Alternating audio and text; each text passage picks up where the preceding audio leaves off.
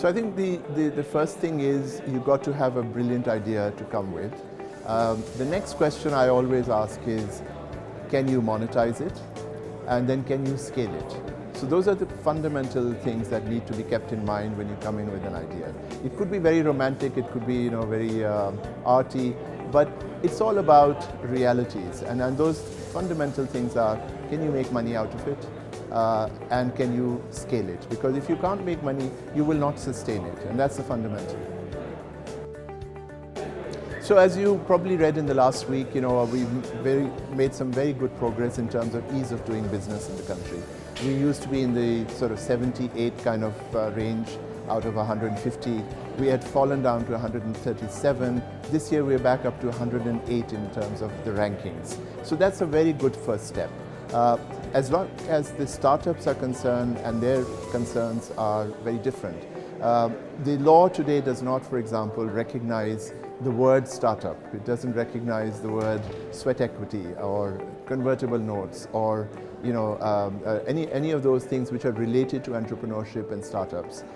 So a lot of things are required in terms of legal changes in the company law, corporate law, in the banking system. For example, if you are, if you don't earn money or are not generating revenues, it's very difficult for a startup to go open a bank account today. So those are challenges that we face today as part of the startup world. But the good news is that with the very constant and very diligent engagement of a lot of our people over the last maybe 6 to 8 months, things have started to at least look very hopeful.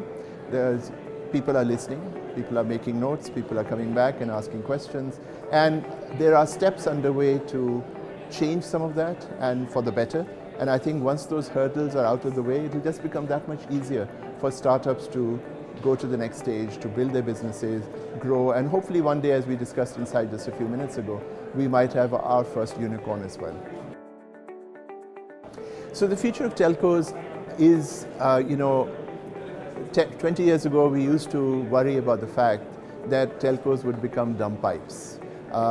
Unfortunately, and this has happened not just in Pakistan but across the world, telcos have become dumb pipes. And the only way to save that degradation, if you will, in the value chain for them is to continue to innovate, continue to engage with the digital world, with startups like, for example, a great example is Mobiling Jazz, being a partner with the NIC and with Teamup, is to engage and understand the skills are different for these kind of startups, the digital world, from the traditional telco, where the skill set was to put out the number of switches and cell sites and turn them on and you would get customers.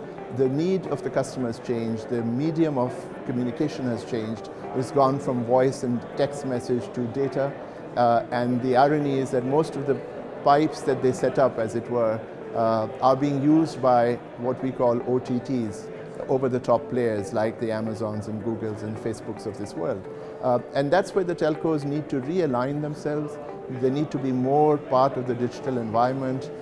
And my own kind of honest recommendation at this stage is that you've got to do more and maybe not just talk about it, but actually put it on the ground. And I think that will be the savior for telcos in the future. I think a very bright future. 3 or 4 years ago, we would not have had a startup grind or a disrupt 021 or a lift Pakistan.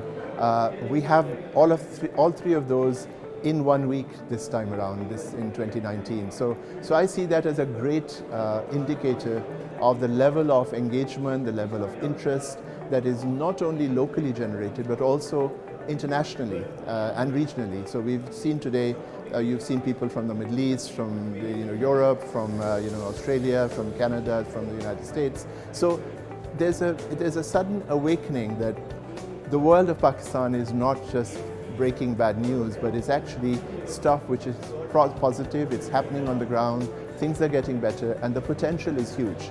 And I think the more people who get that message across, the better it is for Pakistan. And as I said earlier, we can only go up from here because we have so many things that in terms of where we can disrupt the traditional business models and make them digital, make them more technology-based. And all of them, when they conspire together, I think you're looking at a very, very amazing future for the next maybe 10 years or so. Keep coming up with brilliant ideas, build on them, dream big, and create the future. It's yours to make.